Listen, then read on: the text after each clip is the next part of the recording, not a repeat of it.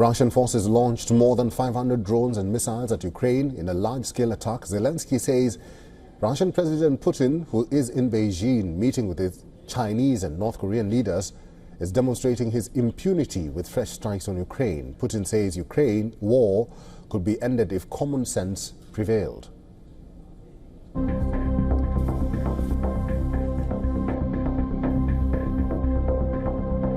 In the dead of night, the sky over Ukraine turned into a battlefield. Sirens wailed, streets shook from Kyiv to Lviv, Lutsk to Rivne. Russian drones screamed overhead before slamming down in waves of fire. Over 500 drones and missiles, a relentless swarm of death descended upon Ukrainian cities in a massive, coordinated Russian assault. Kyiv described it as an attack, primarily targeting the nation's west, turning peaceful hours into a hellscape of fire and fear. On the front lines, too, the Russian assault continues. Russia's defense ministry claims capture of about half of the city of Kupiansk in Ukraine's Kharkiv region.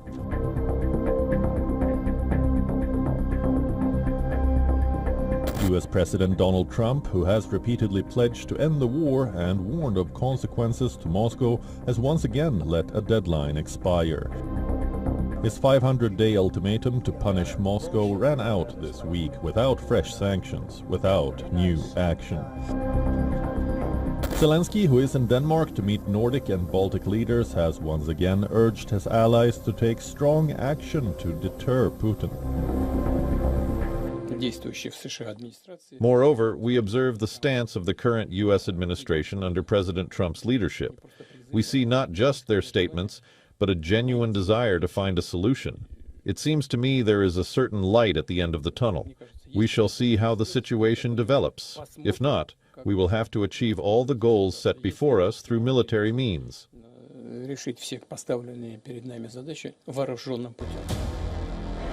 This blistering Russian strike unfolded while Vladimir Putin stood on foreign soil, a guest of honor at China's victory parade.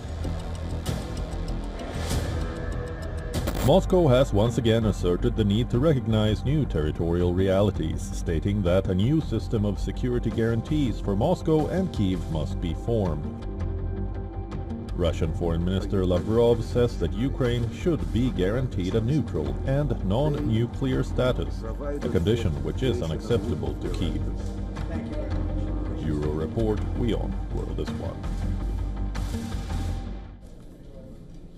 Retired Lieutenant Colonel Daniel L. Davis is a military expert. He's now joining us live from Starling, Virginia. Colonel Davis, good to see you and thank you very much for your time.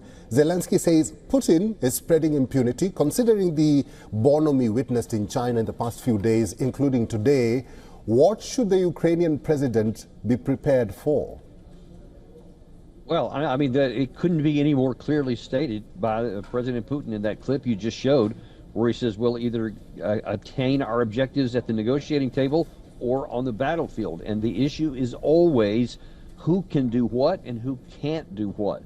And the Russian side has the capacity to make good on President Putin's threats and his demands, and the Ukraine side doesn't. So when you hear Zelensky saying, well, he's acting with impunity, Putin is, or he's not listening to the demands of the West, that's correct. He's not listening to the demands of the West. He's not going to because he doesn't have to.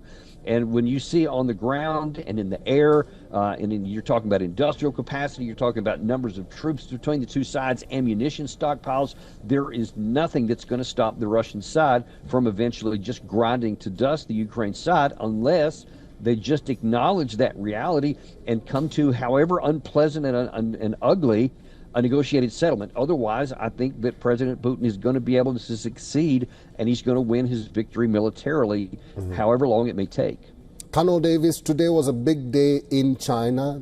The country or the nation marked the 80th anniversary of the end of World War II, and a show of strength as it sought to wield greater influence on the global stage. I'm talking about the military hardware that China showcased. Your view?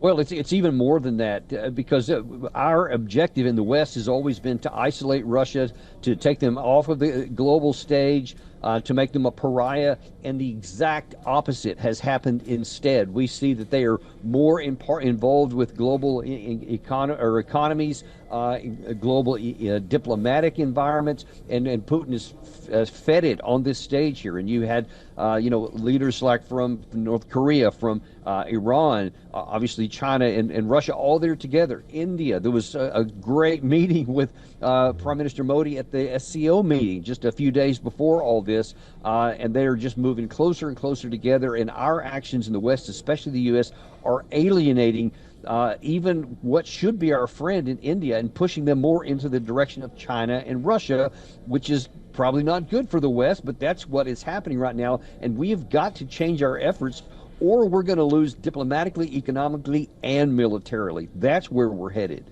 All right. Colonel Davis, it's good to see you. We'll have to end it there. Thank you for talking to us today.